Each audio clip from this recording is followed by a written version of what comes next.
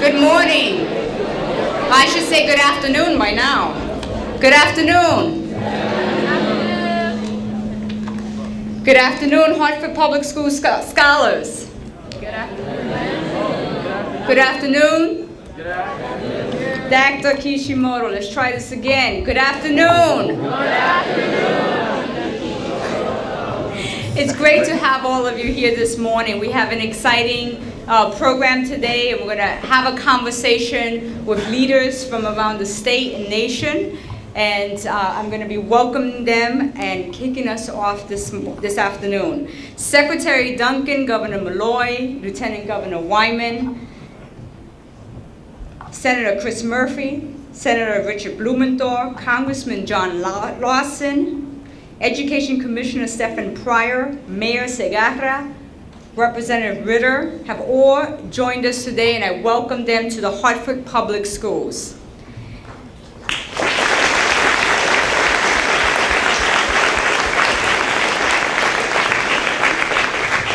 In June 2009, in a speech before the National Alliance of Public Charter Schools, U.S. Secretary of Education Arne Duncan cited Hartford Public Schools, along with Pittsburgh, Oakland, Washington, D.C., Denver, and New York City, as 6 exceptional school districts that had taken courageous steps of closing or turning around low-performing schools to create better school options for children.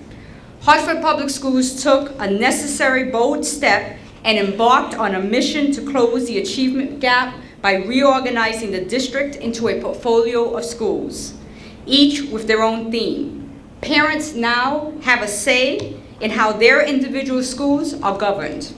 Our schools range from magnet schools to charter schools to neighborhood schools and partnership schools that have a specific profession or teaching method as their theme.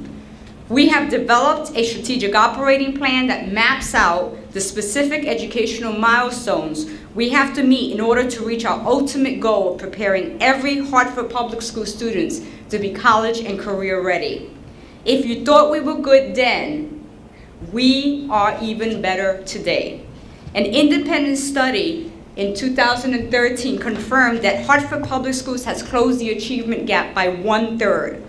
Our graduation rate rose from a low 33% in 2007 to 65% in 2012, and it's going to rise again this year with our graduating class of 2013. The corporate and philanthropic communities, meanwhile, have supported our efforts by donating millions of dollars and supporting our work. We have partners like Travelers, Bill and Melinda Gates Foundation, the Nellie Mae Foundation, and multiple partners who are funding the Hartford Promise, guaranteed college scholarships for all students who have a B or above average when they graduate from the school system. In addition, Secretary Duncan recognized our STEM magnet school at Annie Fisher as a National Blue Ribbon School. He also recognized the Environmental Sciences Magnet School at Mary Hooker as a National Green Ribbon School.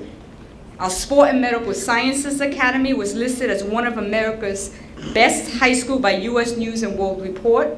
University High School of Science and Engineering is one of America's top high schools. And we also have continued to receive accolades such as the Milken Award winner of the year, Tamika Knight. Our teachers are being recognized for their great work. Even though our district was not recently awarded a Race to the Top grant, the evaluators of the U.S. Department of Education all had nothing but glowing things to say about the work in the Hartford Public Schools. And we look forward to doing better in the upcoming I3 grant competition. All of that said, we know we still have a long way to go to embed college-going culture in Hartford. And what we mean by that is we want to set a firm expectation within our entire community that every single one of you is going to college and will be ready to go to a competitive college. Today, we are here to talk to students from Classical Magnet, Buckley High School, and West Middle to get their perspective on school safety. I trust that you, our guests, will find their questions thoughtful and reflective of the type of district that we have become since you first cited us as one of the most progressive school districts in the nation. And with that, I want to introduce a woman that I highly regard and admire, Lieutenant Governor Nancy Wyman.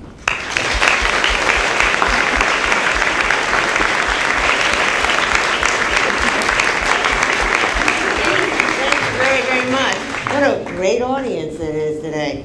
I thank you very much. It was a slow entrance because I was talking to the governor. But you know, it's wonderful to be here. What a fantastic school, and really is a wonderful, wonderful day. It's kind of interesting all the years that, and I've been involved in education for a long time, and didn't think that we'd be putting education and safety always linked together now. And since our tragedy in Newtown, we realized that when we talk about getting a good education, we want people to feel safe in their schools. And so we're going to be able to do things to change things around. We're going to push to have a better education for everybody, and we've been doing that. And we're going to push to make sure that every building in the state and hopefully in the country will be a safe building for everybody. You know, we're very fortunate today to have our Secretary of Education come, Arne Duncan. You're going to meet him in a little while.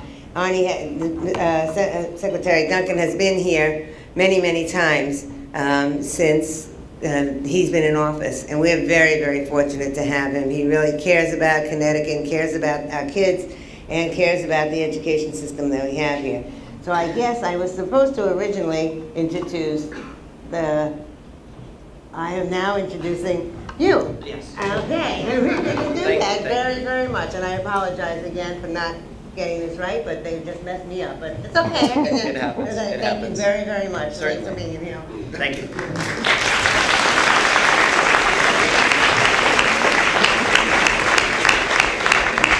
Good afternoon, everyone. Welcome to our guests. I'm Mr. Jim Moats. I'm the principal here at Classical Magnet School.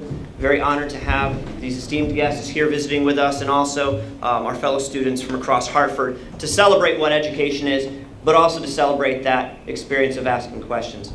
I'll keep my remarks brief, and it's my honor to introduce our mayor, Pedro Segarra.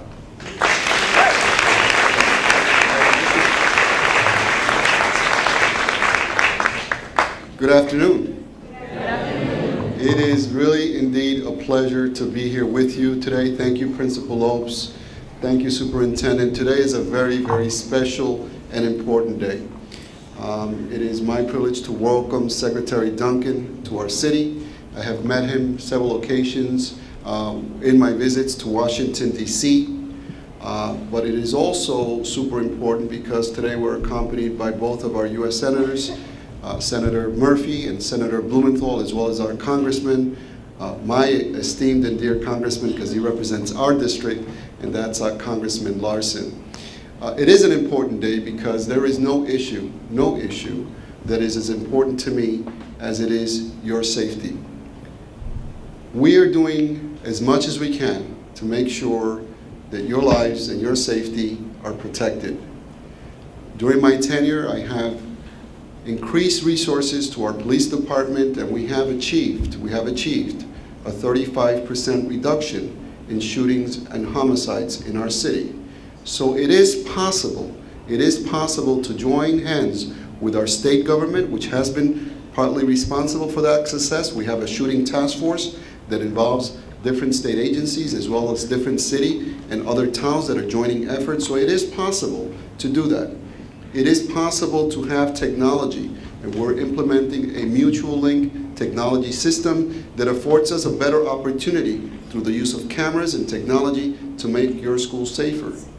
It is possible to change state and hopefully soon federal legislation so that things such as the prohibition of a wide series of weapons are made illegal, their transfer are made more difficult, permitting is there, and also it is possible to have the governor who has worked so hard to be one of the best states in the nation with legislation to achieve gun violence control and gun control in our state. So all those things are possible. And I'm sure that if we work together continue to work together with our federal government so that we do have some federal legislation that addresses the issue of having these weapons reach our city. Having legislation that controls the people that can have these weapons will also go a long way in protecting you. So I want to thank the superintendent, thank our governor, thank our commissioner, state commissioner of education who's also here. All of us are here, but the most important people in this room today are you. We owe this to you. For too long, too many of our young people have been injured and have lost their lives, and we need to do better. We have to deliver better results to you. So thank you for being here, and I hope that we have a great discussion, but more importantly, I hope that we have much more action on this issue. Thank you so much.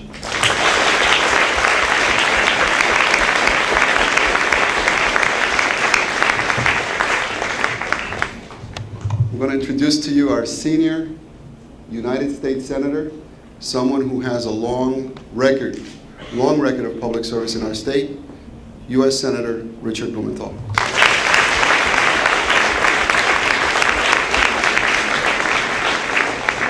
Thank you. Never mind that senior stuff. I'm really delighted to be with you today and to be in the company of my colleagues from Washington, Nancy Wyman, who has been such a leader, and Governor Malloy, our great governor, and especially Arne Duncan, Secretary of Education, who has been a friend of education and a champion of it for many, many years. You know, let's face it, we're here because of Newtown. And we're here to learn a lesson. Lessons that we can apply to make our schools safer and to seek to prevent a Newtown from ever happening again. Part of that task is the unfinished business that we have in Washington. And we need to fulfill our obligation at the national level to adopt strong, serious, effective gun violence control measures. We need to stop the gun violence that occurs every day in the streets of Hartford, in major cities in Connecticut and around the country, and literally in communities everywhere. That's our task. And you should hold us accountable. Senator Murphy and I went to Newtown. Literally within hours, we saw the governor and lieutenant governor there, and there was great evil that day in Newtown. But there was also great good. The first responders who risked their lives in charging the schools and prevented more killing from taking place. And the extraordinarily brave teachers and educators who sought to shield their students and save their lives. That day was a reminder of the importance of schools and making them safer and learning lessons and really taking the good that we can from that day, recognizing the heroism of teachers and educators who every day help us, not just to keep schools safe, but to learn.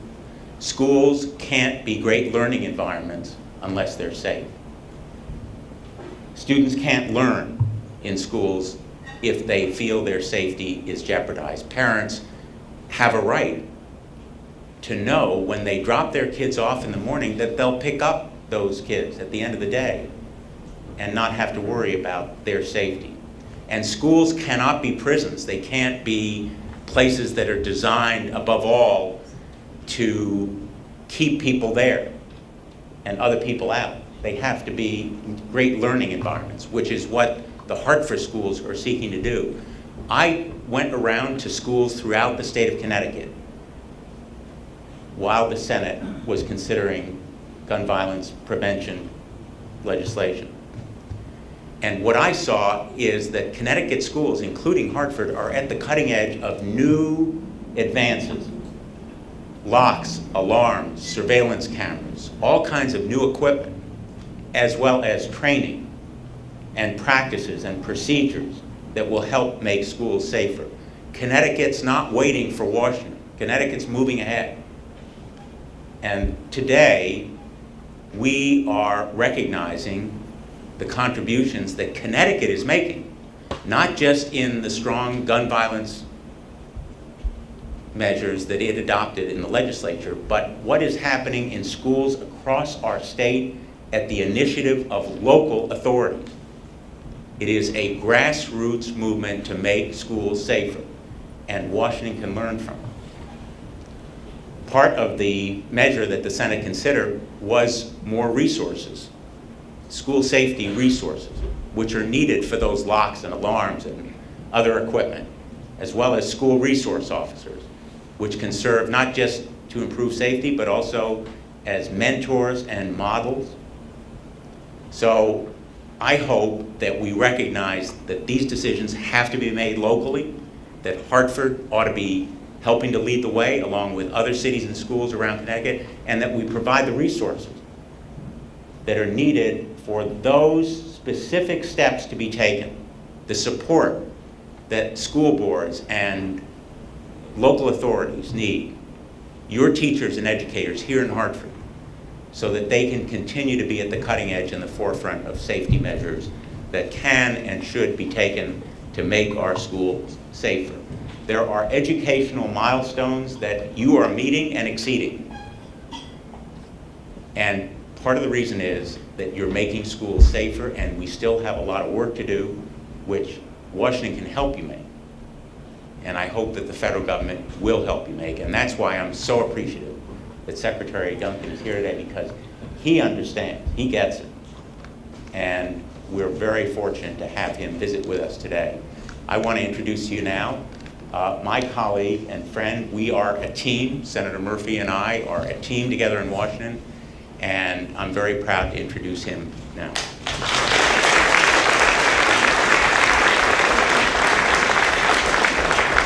Well, good afternoon, everybody. I'm really excited to be here with you. The mayor couldn't have said it better. This is really about you, not about us. But we are excited to have Secretary Duncan here with us today. You know, Secretary Duncan didn't come to the position as Secretary of Education through academia. He didn't study this stuff. He did it. He ran a big urban school district in Chicago, and so he knows what you are facing here. And he has been a friend to Connecticut, most specifically in the last 6 months since this tragedy in Newtown. We're going to have a great discussion here. You're here to listen to the Secretary of Education. But what you know as students is that making a school safe is not just about the gun laws that keep the most dangerous guns off the streets and out of our schools. It's not just about making sure that you've got security personnel and you've got equipment and technology. It's also about the culture in the school. It's also about making sure that you have a positive culture that brings people in rather than pushes people out. And I think that that'll be one of the discussions that we have today as well. Because the concern is that as we try to make our schools safer, that we don't turn them into prisons. That we don't make people feel like they're going to school in a fortified environment. Because that just makes the experience more isolating. That just makes you feel more separated from the rest of society. And so that's the challenge that we have, is making schools safer, making sure that if you need resource officers and security guards, they're going to be here, but doing it in a way that doesn't make the school feel like an encampment. And second, what we know is that we have a lot of room to grow when it comes to how we treat kids that don't behave.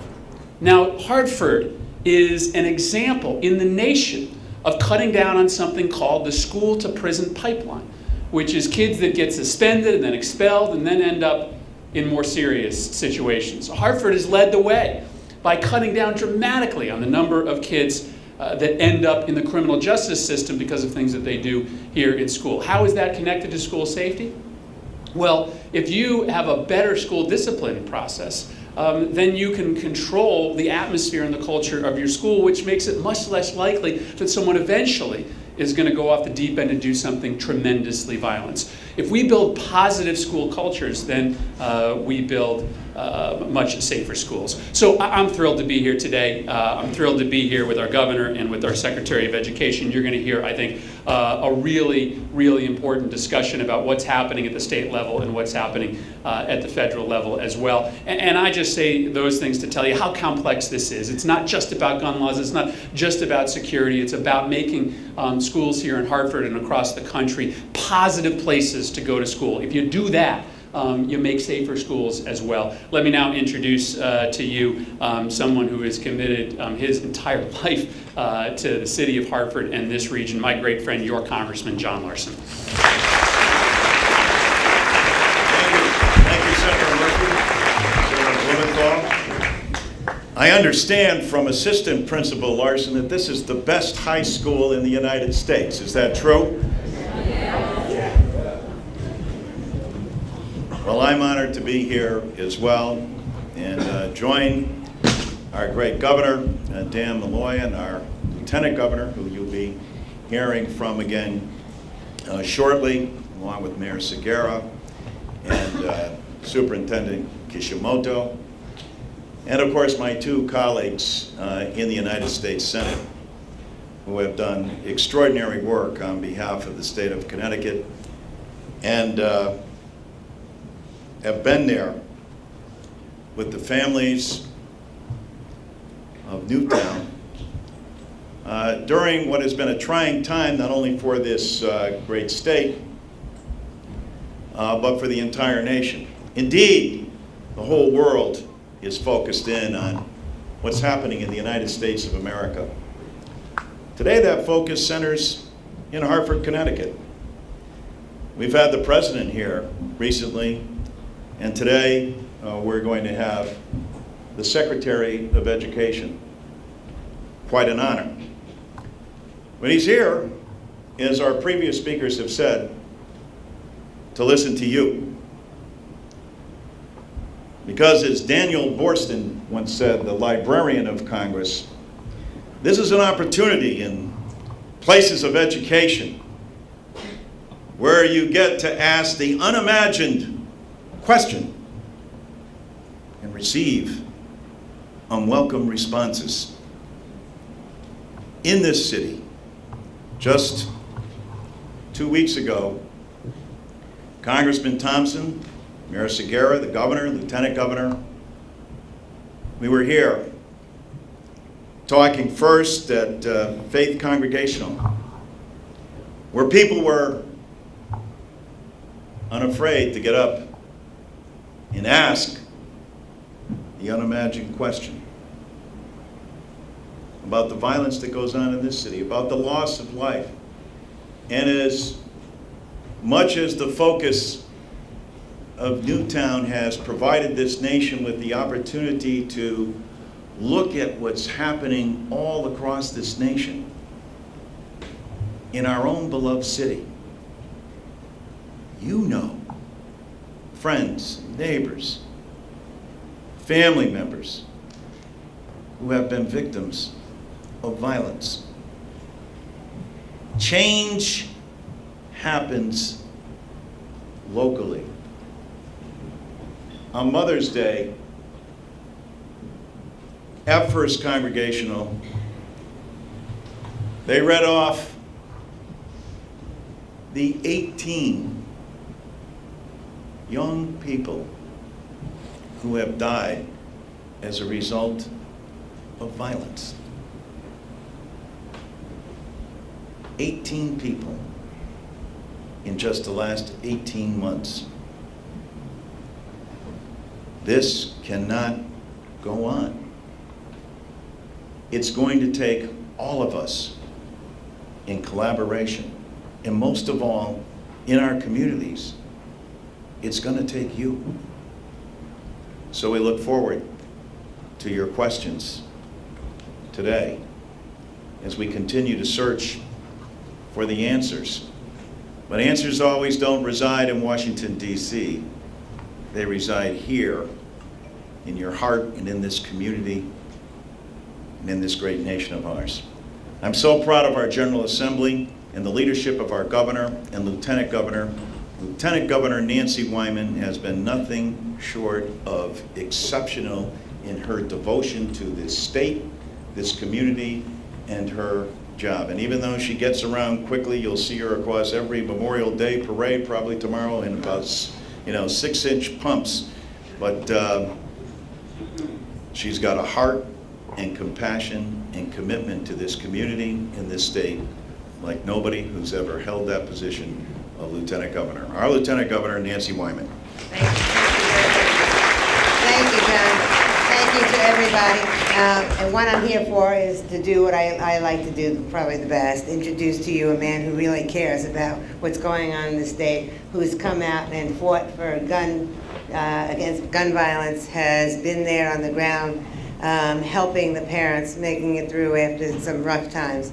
A man who will lead, has been a leader in education, and will make sure that the state's in a better state than it ever was. Our governor, Daniel P. Malloy. Thank you, Nancy. I'm going to do this real quick because the secretary has got to catch a plane and get back to Washington, and we want to take a few questions. So let me say this. I'm happy to be here. I'm happy to be with all of these distinguished folks. It's not every day you get a couple of United States senators and Congress people and a secretary and a governor and a lieutenant governor and a superintendent of schools and the mayor of your city and the mayor of another city. Scott Jackson's also with it. It's not every day that happens here, so I'm very proud to be part of that. The other thing I want to say is I wish I was in your seat.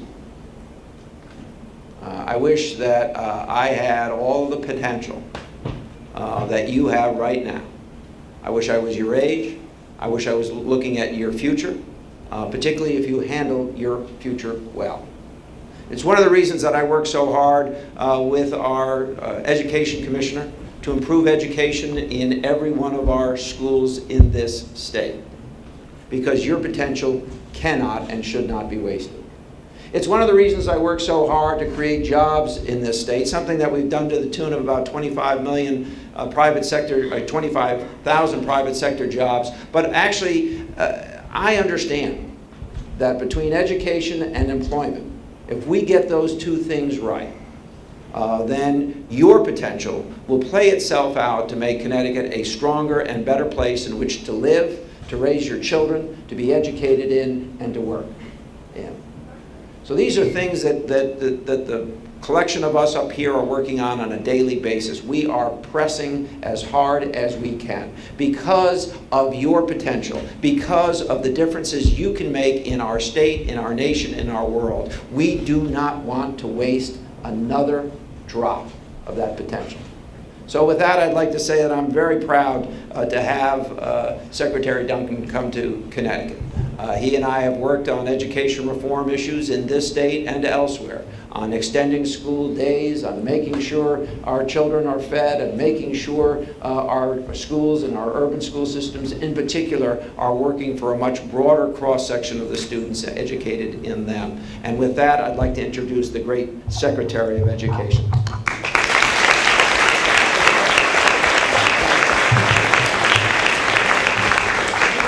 Thank you so much, Governor. I'm thrilled to be here. I'm going to be very, very quick because the Governor and I want to get to your questions. And please ask the Governor all your hard questions and give me all your easy ones. And we'll have a good day. Let me just ask, how many of you guys are thinking of going to college? Raise your hands.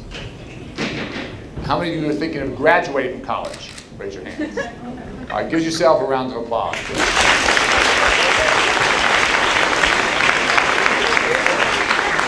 You guys know if you drop out of high school, there are basically no good jobs out there for you anymore. And some form of higher education, four-year universities, two-year community colleges, trade, technical, vocational training, that has to be the goal for each and every one of you. And it might take you 2 years, it might take you 3, 4, 5, 6. It took me 5 years to graduate from college. But getting that degree at the back end, you're going to have a wealth of opportunities ahead of you. If you don't do that, you're going to see a lot of doors close on you. So there's nothing more important you can do than take your own education very, very seriously. I'm thrilled to be here. One of the joys of my job, frankly, is getting out of Washington and traveling the country. And I go to many places where, quite frankly, the adults spend too much time fighting. And what I see here in Connecticut with the governor, who I'm a huge fan of, with your senators, your congressional leaders, your state superintendent of education is doing a great, great job, local superintendent, what I see is an alignment of adults who are all working together. Not that they agree on every single issue, but to make every school in this state a world-class school and to give you a chance to fulfill your tremendous potential. And so it makes me really, really hopeful about what this state can do, not just to help you guys and your family members, your brothers and sisters get a great education, but what this state can do to help set a model for the country of what a great system of education, a great system of schools looks like. And you guys are really at the cutting edge of that. We want to invest from early childhood all the way through to college and careers, making sure our babies have access to high-quality education before they start kindergarten, continuing to push K-12 reform, higher standards, increasing graduation rates, reducing dropout rates, and then making sure college is accessible and affordable, and those are real challenges. So while we do all that, we have to make sure our schools and our communities are safe. And the unspeakable violence that has hit this state, unfortunately, is not unique here. Whether it's my hometown of Chicago, whether it's in Arizona, whether it's in Colorado. Again, I just appreciate the leadership and the courage of the political leaders here in Connecticut for stepping up and saying enough is enough. We have to do something better. And I desperately hope that our leaders in Washington can come together in a bipartisan way, as this state did, to make sure that we keep guns out of the hands of criminals, to make sure that we have background checks, to make sure we're taking very seriously the mental health support that our young people need. And collectively, I think we can disagree or debate lots of things. For me, I always say there's two basic goals in terms of safety that I think we can all agree on. We want a lot fewer young people being shot, and we want a lot fewer young people growing up in a climate of fear.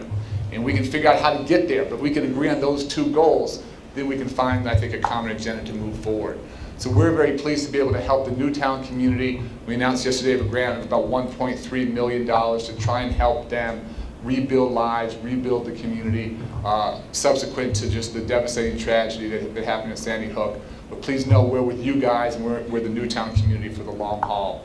Thank you for your commitment to your own education. Thank you for having us today. And the Governor, I look forward to hearing your questions. Thank you so much.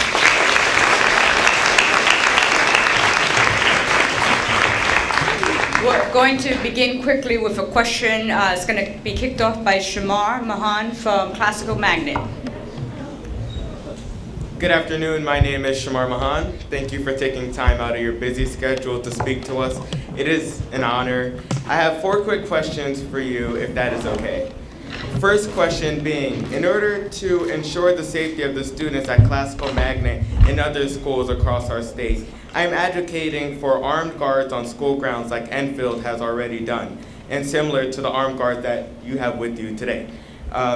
What is your plan to ensure our safety? With respect to security issues, we are announcing today that the first round of $5 million in competitive grants for school systems to apply for is now available.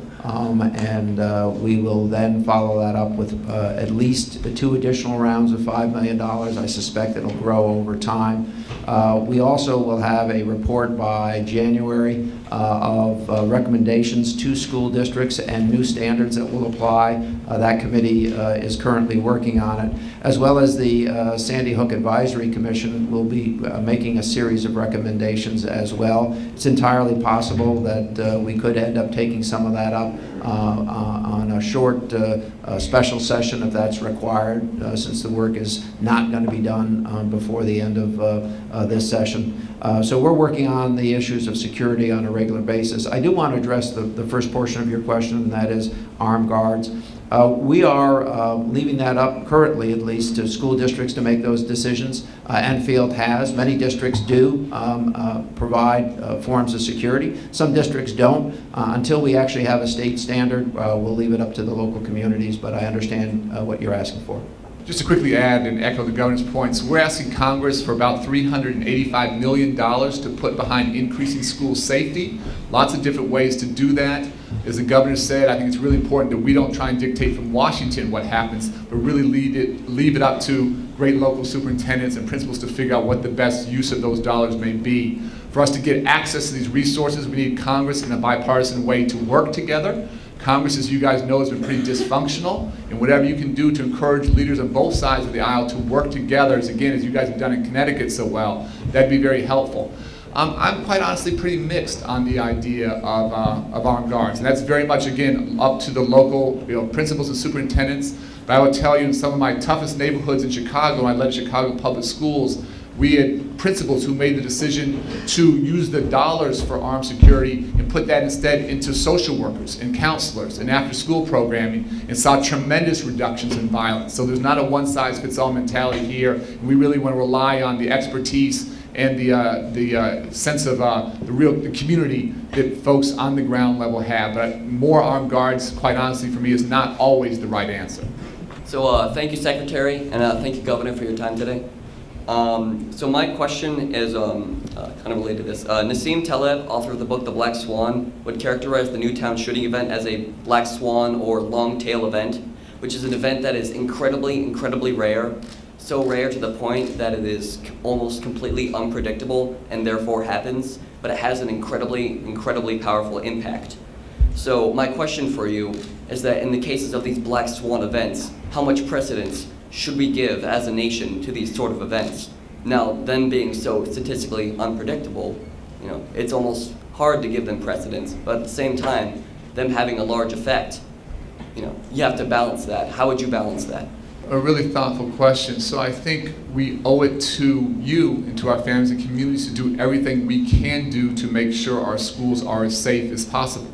And again, whether that's the physical building, whether it's the adults in the building, but I'll say that unfortunately, while those kinds of events are very rare, which is a good thing, again, going back to my experience in Chicago, we lost a child due to gun violence every 2 weeks.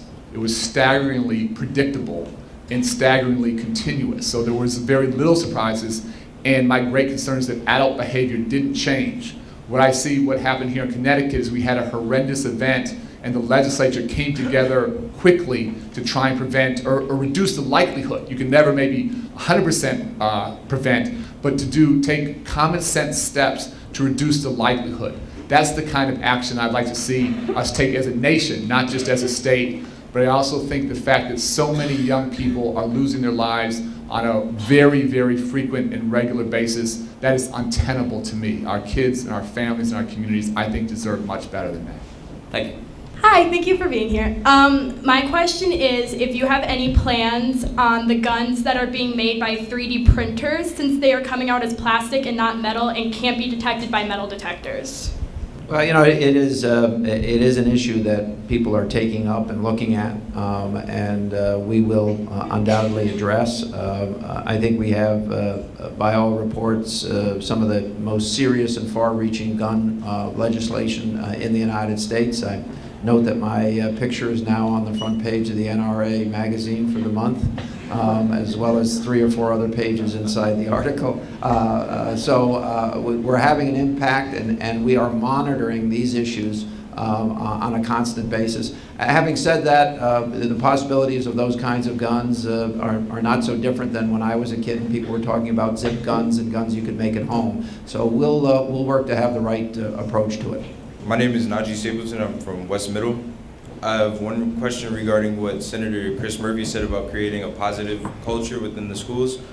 How do you intend on creating a positive culture, and what steps are you taking, and what cards are you putting in play to develop a positive culture in our school systems?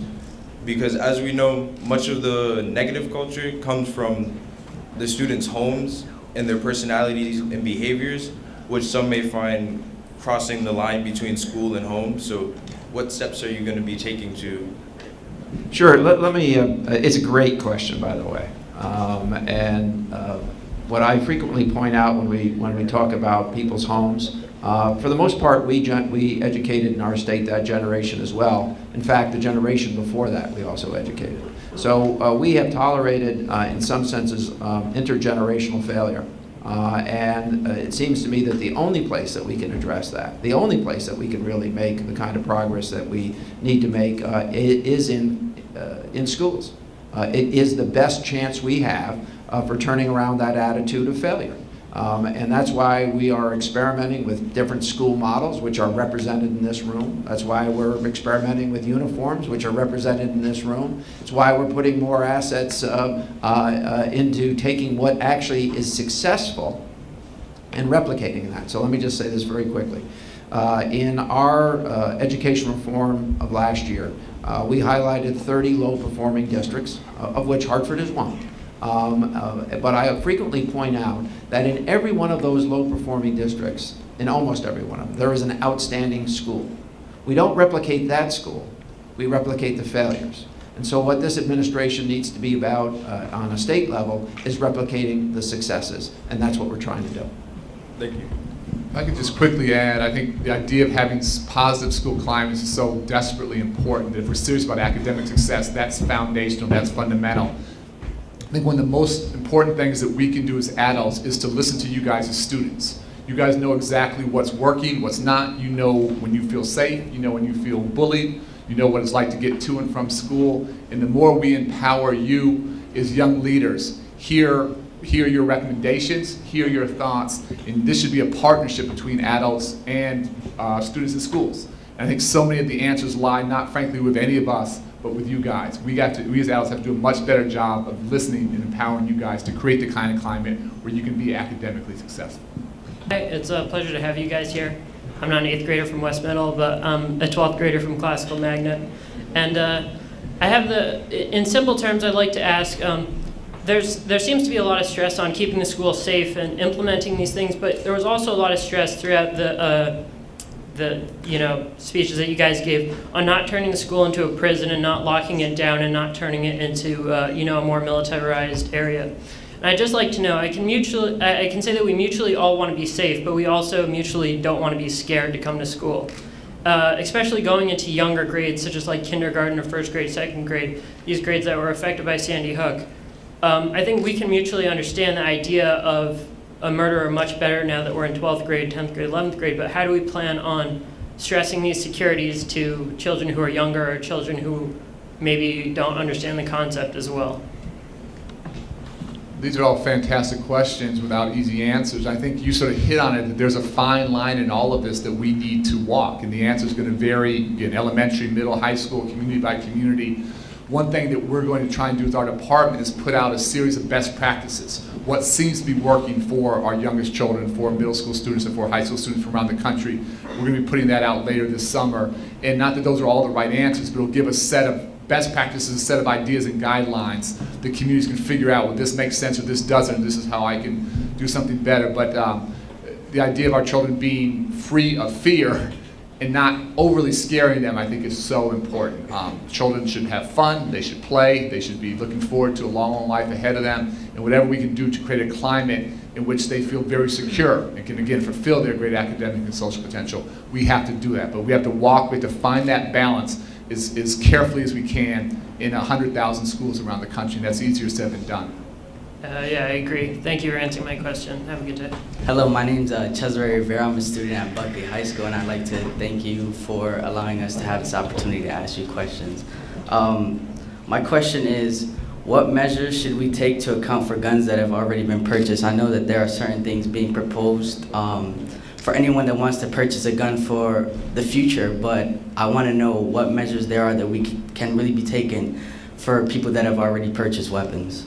Well, in Connecticut, I guess I could address that better than the Secretary can on a national level. In Connecticut, we've taken major steps. For instance, on high-capacity magazines. So the magazine is that portion of a gun that carries the bullets.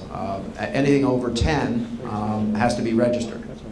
In our state, you've had to register every handgun purchase since 1993. Those rules will now apply to the existing AR-15 or large capacity weapons. So we are, in fact, taking all of those steps, including universal background checks for all gun purchases in the state, which actually has implications with respect to the private sale as well. Thank you. Thank you. If I could just quickly say, the governor's talking through these things, but I just want people, I don't say that because I'm sitting next to him, I want people to understand the courage it takes for him and your other political leaders to challenge the status quo here. In taking on the NRA in such a public and clear way, there is a real political price to pay for that. And I think the governor has never cared about that political price. He just wants to make this state safer for you guys. But to understand that all these changes, as much as they sound like a simple thing to do, there is tremendous, tremendous resistance. And I'll just say it's so interesting to me that I can't find, I've been trying to do some research, something like 90% of the public thinks that background checks make sense, that we should make it more difficult for criminals to get their hands on guns. Seems to make sense. 90% of the public is there, but Congress to date has not been able to take that step. And I have yet to find an issue historically with a greater gap between what the public wants and what Congress is doing. And the reason there's that disconnect, that divide, quite frankly, is because the NRA is so powerful and that political leaders are scared of that power. But you have a leader here and a set of leaders sitting to my right who I think have shown tremendous courage. I'd just like to ask you to give them all a round of applause for what they have.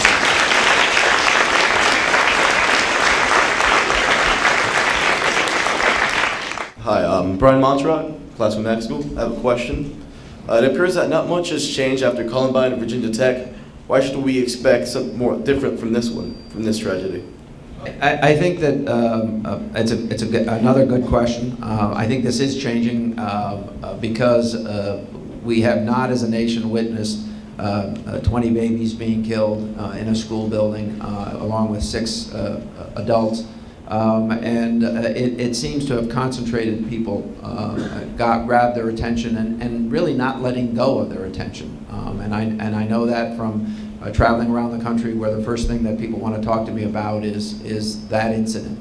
And states like ours, but not just ours, have taken up this issue in a very meaningful way. So New York joined us, Maryland has joined us, Delaware has joined us. There are other states that are taking up this this battle, if you will. And so I think it is a changing experience. Having said that, it is also building and following the very serious incidences that you talked about, particularly those most recently in Phoenix and in Aurora and Colorado, and other mass shootings at educational institutions.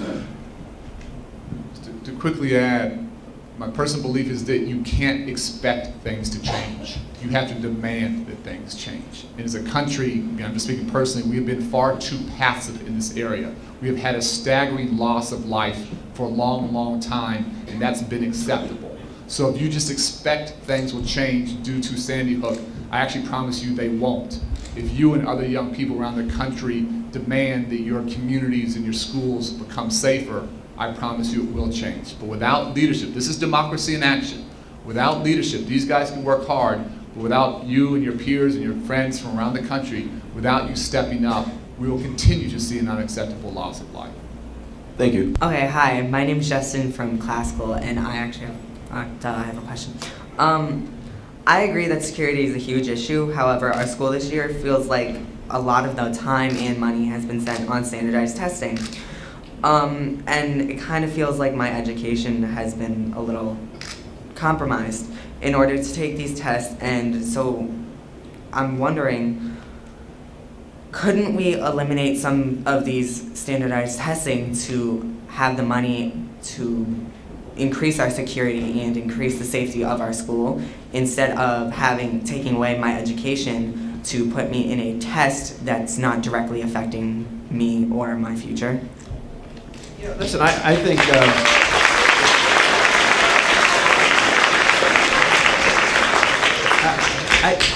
we live in a city. I live in Hartford. I live in a city where we have the potential to fail to graduate 40% of the students who enter the school system. And so we have to do everything in our power to make sure that that doesn't happen to 40%. In fact, one of our larger cities than Hartford will fail to graduate 45% of the students who come to school there. So we need a multifaceted approach which keeps score, but doesn't overemphasize it. And so finding that right balance, while Common Core, a whole new approach to what we need to be teaching, a unified approach across 45 states, is coming at us at the same time. So we work with the AFT and the other teachers union in the state to make sure that we're moving in the same direction and trying to make sure that we don't overemphasize, but that we don't go back to the day when results, or we don't approach a day when results don't count either. Just quickly, I absolutely agree. I think in all these issues, there are two extremes which don't make sense. Where you're over-testing, where teachers spend all the time teaching to the test, there's nothing good about that for you and for your education, for your creativity and your interest in learning. To the governor's point, if we do away with all assessments, so we have no idea whether children are progressing and learning and whether they're improving each year, that doesn't make sense either. So one extreme is bad, the other extreme is equally bad. is there a common sense middle ground that we're all trying to reach together? That's what we need to do. When I led Chicago Public Schools, I thought we were over-testing. We cut out 50% of the testing, but we didn't cut it all out, because I do want to know whether students are growing each year. And again, student leadership, working with teachers, with principals, with superintendents, with school boards, trying to get this right as we move forward is hugely important. Just like to thank you for coming. Something that you keep bringing up is how we need to protect people with security without going too far and scaring the students. Where do you believe the line should be drawn on that issue?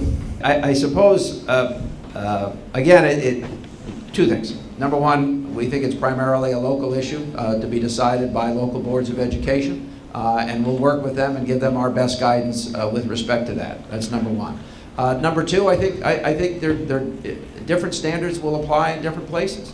You know, an urban educational system will have a very different approach, I suspect, than a non-urban educational system. But I think there are also kind of common sense things that are going to take place. I think we're going to have greater security on entering and exiting buildings, just common sense at this point. And I think there'll be more emphasis to that. There may be more emphasis to the materials that are used to make sure that a building is physically protected. But with respect to the final decision, outside of the advice we give, we need to work with the local districts, of which we have in excess of 160 in the state. Hi, I'm a senior from Classical Magnet. I was just wondering, you said there was money for grants for schools who wanted security.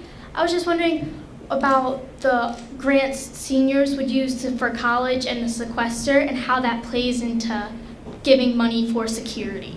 Great questions. A couple different answers I'll try and get to. So the governor talked about some grants that he's doing at the state level, which is fantastic support that he and the state legislature are providing.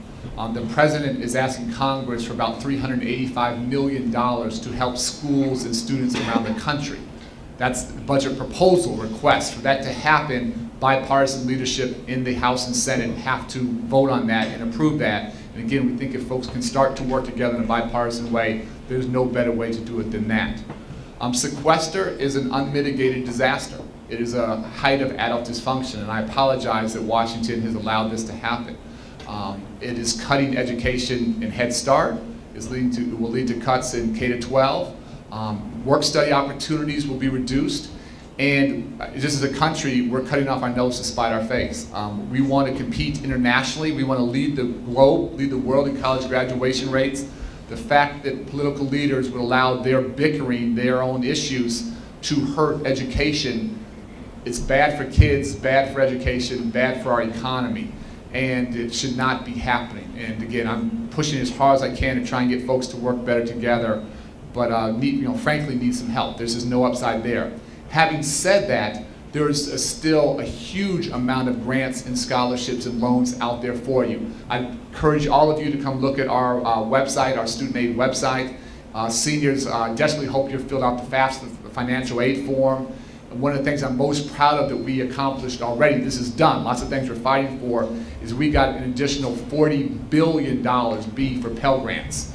And we've gone from 6 million Pell recipients a couple years ago to about 9.6 million. So don't let anyone tell you that college, you can't go to college because of where you come from or your family's income, whatever it might be. It is hard, it's a little harder than it should be, but there's a huge amount of resources. And frankly, each year, we often have a couple million young people who could have access to our grants and scholarships who don't know about it and don't sort of receive it, which is heartbreaking to me. So we need to work on the political side, but in the meantime, you keep going, don't stop. Look at our website. There's a huge amount of resources out there to make college more affordable for you.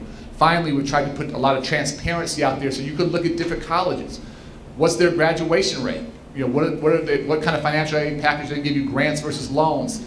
We have the best system of higher education in the world, but a lot of young people and their families, it's sort of a hard system to understand. They're not always picking the best school for them. So try and really be thoughtful about major graduation rates, close to home, far from home, grants, loans. What does that whole package look like so you get the best fit for you and so you can be as successful as you want to be?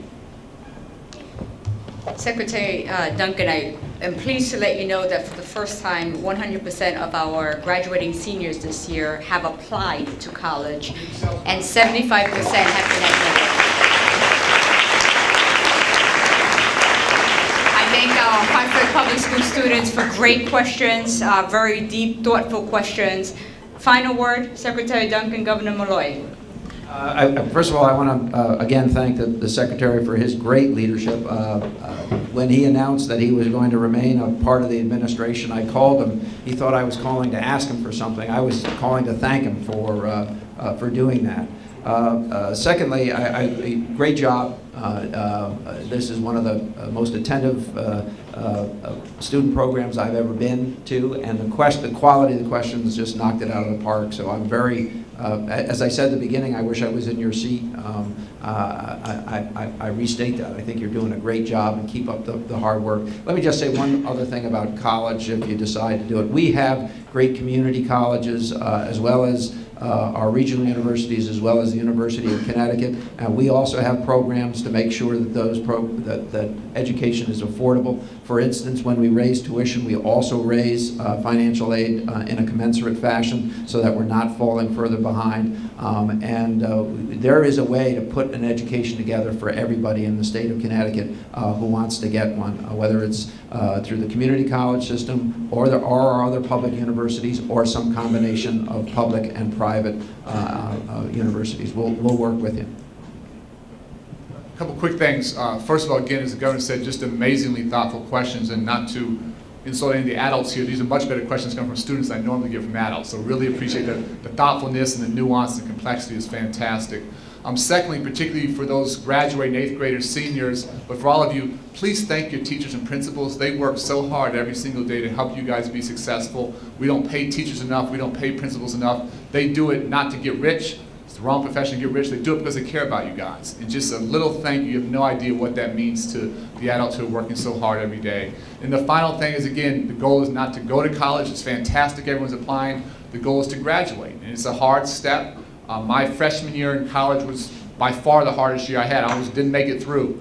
But get help, get support, do whatever you need to do, keep going. But if you can get that degree, again, 4-year, 2-year, it doesn't matter, trade vocational, you get that degree, you're going to have a world of opportunity out there for you. You come back and make this community, this state strong. If you don't do that, life's going to get tougher and tougher and tougher. So this is a hugely important step in the education journey, but make sure you get all the way through. But thank you so much. Really, really appreciate the conversation.